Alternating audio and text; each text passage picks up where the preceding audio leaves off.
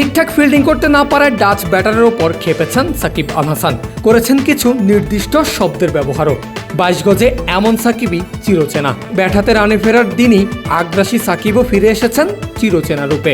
সাকিব হয়েছেন ম্যাচ সেরা, বাংলাদেশও ফিরল জয়ের ধারায়। ক্যারিবিয়ান দ্বীপে তাসকিনের ক্যারিবিয়ান স্টাইলে ডান্স। কারণ কি? কারণ টাইগারদের প্রথম ডাচ ব্যাটারকে সাজঘরে পাঠানোর কাজটা সম্পূর্ণ হয়েছে সফলভাবে।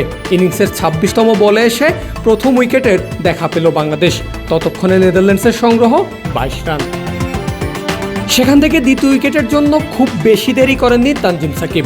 নিজের বলে নিজেই ধরেছেন অসাধারণ একটা ক্যাচ। হাতে কিছুটা ব্যথা পেয়েছেন, তবে বল করেননি হাতছাড়া।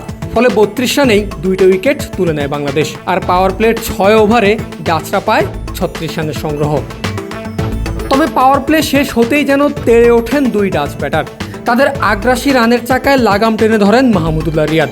স্পিন ঘূর্ণিতে বোকা বানিয়ে ফেরান 16 বলে 26 রান করা বিক্রমজিৎ সিংকে। স্টাম্পিং করেছেন উইকেট কিপার লিটন দাস। নেদারল্যান্ডসের 69 রানে তৃতীয় উইকেটের দেখা পায় বাংলাদেশ। উইকেট হারালেও বড় শট খেলা থামায়নি নেদারল্যান্ডস। বুঝে শুনে খেলতে থাকে ডাচ ব্যাটাররা, স্কোরবোর্ডে বাড়তে থাকে রান। তবে 15তম ওভারে এসে ডাচদের সামনে বাধা হয়ে দাঁড়ান রিশাদ হোসেন। টাইগারদের এনে দেন ব্রেক থ্রু, তাও আবার একে একে 2টা। 111 রানে তানজিম সাকিবের চমৎকার ক্যাচে 4 নম্বর উইকেট তুলে নেয় বাংলাদেশ। একই রানে লিটনের তড়িৎ গতির স্টাম্পিংয়ে সাজঘরে ফিরতে হয় পঞ্চম ডাচ ব্যাটারকেও। এর মধ্য দিয়েই ম্যাচে নিজেদের কন্ট্রোল নিয়ে নেয় টাইগাররা। 1 ওভার পরেই মুস্তাফিজের শিকার ডাচদের 6ষ্ঠ উইকেট। শেষ পর্যন্ত জয় এবং সুপার হিটের পথ পোক্ত করেই মাঠ ছাড়ে সাকিব, রিশাদ, মাহমুদুল্লাহরা। খেলার সময় যা খুশি খেতে অর্ডার প্লিজ।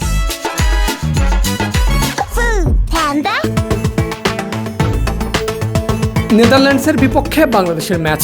তবে এই ম্যাচের জন্য মানুষের যতটা না আগ্রহ ছিল, হয়তো তার চেয়ে বেশি চোখ ছিল সাকিবের ব্যাটের দিকে। আর অবশেষে সাকিব আল হাসান ফিরে এসেছেন, হাঁকিয়েছেন 50, তবে নেই কোনো সেলিব্রেশন। কারণ এখনও অনেক কাজ বাকি। দলকে জেতাতে হবে, নিশ্চিত করতে হবে সেরা 8। তবে সাকিবের ফেরার দিনেও সেই পরিচিত বেহাল ব্যাটিংয়ে শুরু বাংলাদেশের। টসের সময় বাংলাদেশ অধিনায়ক শান্ত বলেছেন নতুন বলে একটু দেখে খেলতে হবে তাদের। কিন্তু ম্যাচ শুরু হতে তিনি নিজেই তা করতে হয়েছেন ব্যর্থ। ইনিংসের দ্বিতীয় ওভারের দ্বিতীয় বল আরিয়ান দত্তের ডেলিভারিতে রিভার্স সুইপ করতে গিয়ে স্লিপে ক্যাচ তুলে দেন শান্ত। ফলে একই হতাশার গল্প। আরও এক ম্যাচ বাড়ল বাংলাদেশের টপ অর্ডারের। 3 বলে টাইগার অধিনায়ক করেছেন 1 রান। বাংলাদেশ প্রথম উইকেট হারিয়েছে 3 রানে। এরপর দ্বিতীয় উইকেট জুটিতে বাংলাদেশ পেয়েছে 20 রান। দ্বিতীয় ব্যাটার হিসেবে সাজঘরে ফিরেছেন লিটন দাস। স্লগ সুইপ করতে গিয়ে তুলে দিয়েছেন ক্যাচ। লিটন রান করেছেন শান্তর সমান 1। আর 23 রানে 2 উইকেট নেই বাংলাদেশের। তবে এরপর সেটাই ঘটেছে যেটা দেখার জন্য অপেক্ষায় ছিল বাংলাদেশের লক্ষ কোটি সমর্থকেরা। তানজিদ তামিমের সঙ্গে স্কোরবোর্ডের দায়িত্ব নিয়েছেন সাকিব আল হাসান। সাকিব ফিরেছেন বিধ্বংসী হয়েই। সাকিব তামিমের ঝড়ো ব্যাটিংয়ে পাওয়ার প্লের 6 ওভারে বাংলাদেশের সংগ্রহ 54 রান।